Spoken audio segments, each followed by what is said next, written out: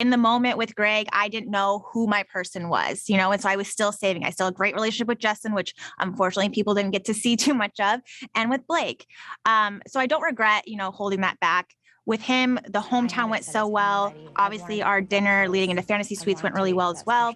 I get to go into a fantasy suite with a guy that I love. Really, it was just a combination of all of that I was like, this is my guy. I feel a hole in your heart. Yeah. Yet you treated me the way you did. You spoke down to me. You didn't even bother to say goodbye. You say you love me. I don't think you know what love is.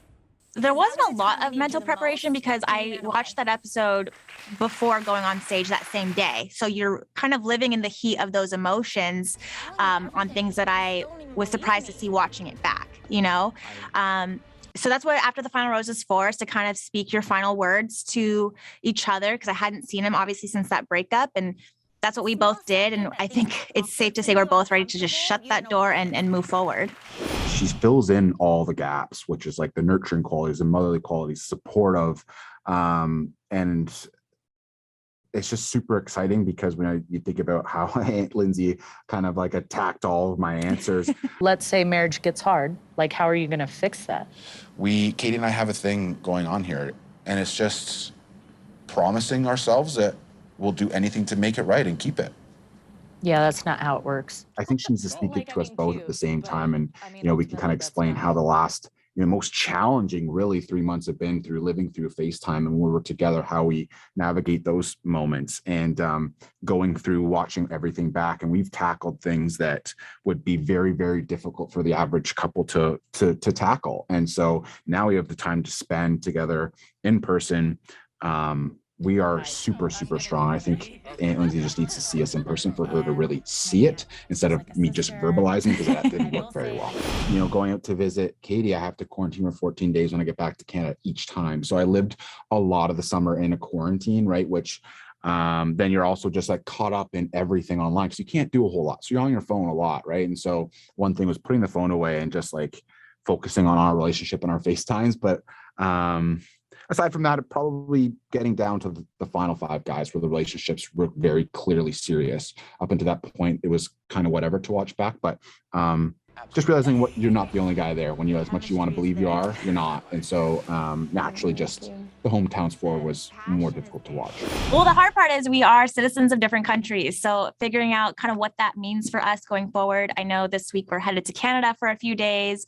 I'm moving to San Diego. We've agreed we are going to kind of hop around from place to place, weeks at a time together and kind of figure out, in the upcoming year where we officially want to anchor ourselves. But we have so many bigger obstacles to focus on before talking about, wedding. And I mean, obviously we've definitely talked about kids and we're pretty open to everything at the moment, but also just not in a rush. I mean, listen, it's been probably 1.5 years of memes that started last season. So I think the most common one I get is Sully. There's Thanos. There's a whole bunch of Mr. Clean. Like there's a whole bunch of weird ones that I get, but I think Sully hits home the most, or Makunga or whatever his name is. I don't know, some lion from some Madagascar movie. But and I'm okay with that one. But yeah, I would say probably Sully's the one I get the most.